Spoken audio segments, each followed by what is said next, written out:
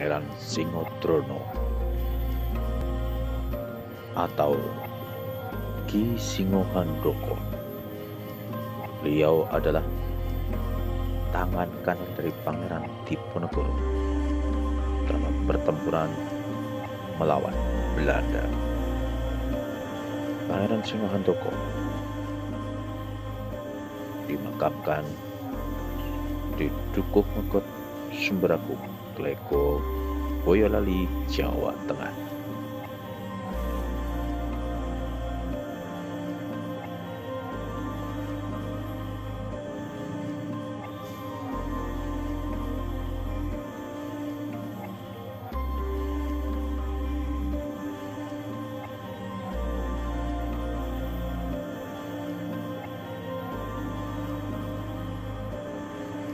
Sedikit riwayat tentang Pangeran Singohandoko yang waktu itu juga mendapat julukan Pangeran Kajuran.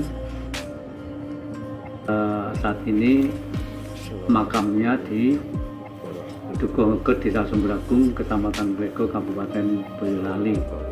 Nama makamnya adalah Makam Krapya.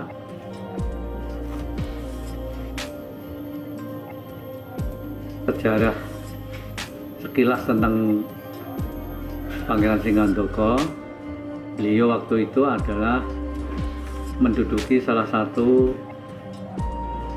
demang di Pulau Watu, wilayah Karistenen Klaten di kala itu.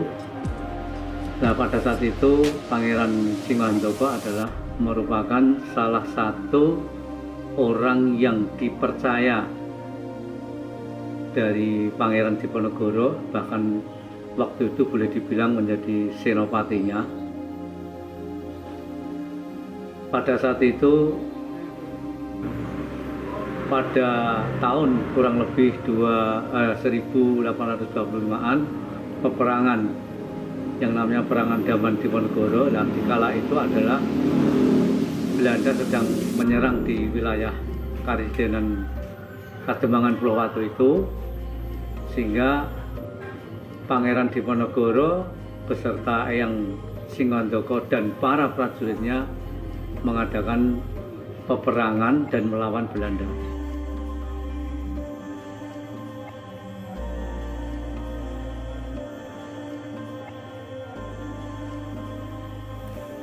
Hampir yang namanya Belanda itu terpukul mundur. Namun pada saat kemundurannya Belanda waktu melawan pasukan Pangeran Diponegoro dari Belanda, karena saking liciknya Belanda waktu itu mengadakan gencatan senjata, sehingga tawaran gencatan senjata itu diterima oleh Pangeran Diponegoro karena keimanan yang dia miliki seorang Muslim, sehingga pada saat itu diterima. Pada saat Pangeran Diponegoro beserta prajuritnya dan Eyang Singohandoko pas di pintu, kalau dibilang zaman dulu regol, pintu masuk pendopo Karistenen itu dihadang oleh pasukan penjaga Belanda itu. Pada saat itu siapapun yang masuk tidak diperbolehkan membawa senjata, ya, atau dinamakan dilucuti lah.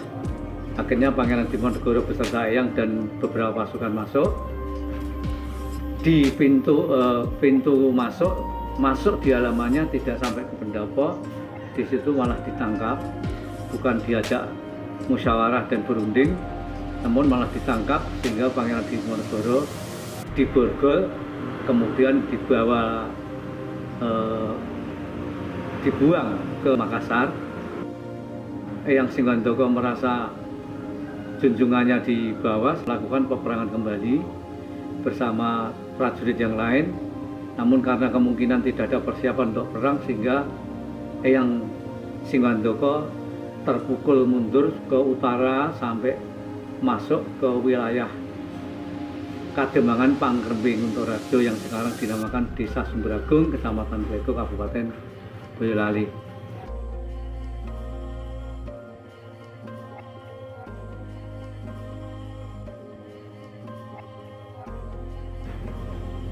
Eyang Singandaka waktu itu juga hidup bersama masyarakat biasa, menjadi warga biasa. Namun pada saat itu juga pasukan Belanda mencari sampai wilayah Kademangan Panggrembing Kuntoroarjo yang dinamakan Desa Sumberagung ini, ketemu juga langsung dengan Eyang. Namun karena yang ditanya, saya mau mencari yang namanya Singohandaka, dan pada saat itu Eyang Singohandaka menjawab, Singohandaka di sini tidak ada, kalau Singodrono itu ada. Padahal sebenarnya Singodrono dengan Singohandaka itu adalah ya Eyang itu tadi. Nah, akhirnya putusan dari Belanda pulang, terus Eyang juga melanjutkan hidup berbaur dengan masyarakat biasa. Akhirnya pada saat itu Kademangan Panggrembing Kuntoroarjo dipimpin oleh Eyang Prawirorjo. Akhirnya Eyang bebesanan dengan Eyang Demang Panggrembing Kuntoroarjo, yaitu itu adalah Eyang yang juga dari Bopo Sinaryo waktu kepala desa yang ke-10. Sehingga besanan itu Eyang Singandaka mempunyai putra yang namanya Eyang Kemis, Prawirorjo mempunyai putra yang namanya Eyang Cembli. Akhirnya dipersuntingkan.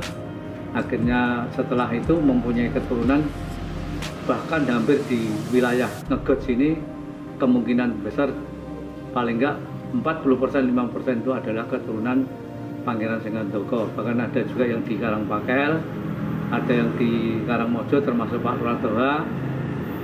Kalau di wilayah Munggur, bahkan ada di wilayah Sendangrejo, mungkin di seantero Indonesia mungkin ada. Itu sedikit sekilas yang bisa kita tahu dan bisa kita sampaikan. Mudah-mudahan menjadi referensi dan menjadi pertimbangan putra wayah Kademangan Panggrembing Kuntoroarjo, bahkan turunan Pangeran Singandaka menjadi menjadi referensi untuk bisa mengumpulkan balung bisa. Itu saja, terima kasih dari kami, mudah-mudahan ada manfaatnya.